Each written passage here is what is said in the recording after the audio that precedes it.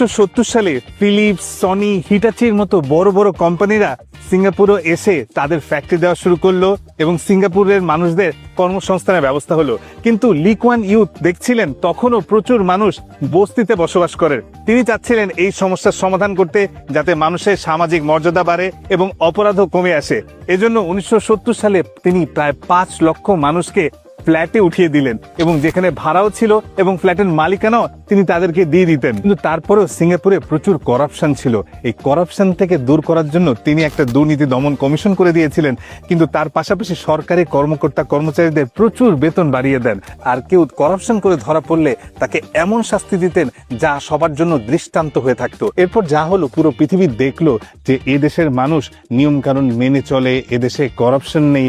তখন বিভিন্ন দেশ থেকে বিনিয়োগকারীরা এদেশে বিনিয়োগ করা শুরু করে, দেশের অর্থনীতিও চাঙ্গা হতে শুরু করে এবং অন্যান্য দেশের মানুষরাও এদেশের মানুষকে আমন্ত্রণ জানাতে নিরাপদ বোধ করে।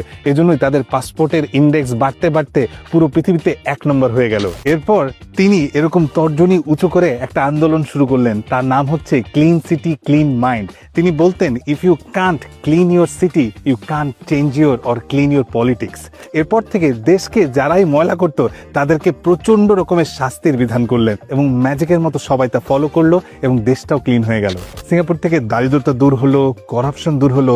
লি কুয়ান ইউ মানুষজনকে এবার সমানুবর্তিতা শেখাতে চাচ্ছিলেন। পুরো দেশে বিভিন্ন জায়গায় তিনি ক্লক বসানো শুরু করলেন যাতে মানুষ সময়ের মূল্য বুঝে। পুরো পৃথিবীর জন্য টাইম ইজ মানি, কিন্তু সিঙ্গাপুরের জন্য টাইম ইজ সার্ভাইভাল। যার কারণে কোনো মানুষ যদি অফিসে একটু হলেও লেট করে যেতেন, তার জন্য তাকে ওয়ার্নিং লেটার দেওয়া হতো।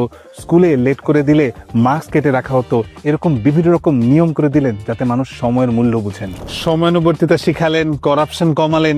এবার লি কুয়ান ইউ পুরো দেশে একটা সিস্টেম ডেভেলপ করলেন এবং এই সিস্টেম ভাঙলে কঠোর জরিমানা শুরু করলেন। এজন্যই সিঙ্গাপুরকে বলা হয় ফাইনের শহর। সবকিছুতে নিয়ম ভাঙলেই ফাইন। তিনি দেখলেন তার দেশটা যেহেতু ছোট, এখানে যদি সবাই নিজের পার্সোনাল গাড়ি ব্যবহার করে তাহলে পুরো শহরে ট্রাফিক হয়ে যাবে, মানুষজনের কষ্ট হবে। তাই তিনি পাবলিক ট্রান্সপোর্টকে এতটা শক্তিশালী করেন যে সবাই যেন পাবলিক ট্রান্সপোর্ট ব্যবহার করেন।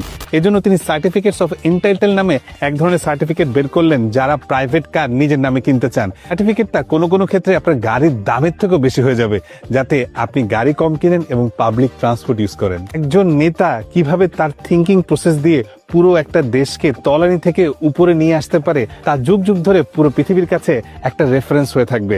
আই উইশ আমাদের দেশেও আমরা কখনো এভাবে চিন্তা করতে শিখবো। ভিডিওটি ভালো লাগলে সবার সাথে শেয়ার করে দিতে পারেন। দেখা হবে পরবর্তী কোনো ভিডিওতে, পরবর্তী অজানা কোনো তথ্যের ভিডিও নিয়ে। ততক্ষণ পর্যন্ত সিঙ্গাপুর থেকে সবাইকে বাই বাই।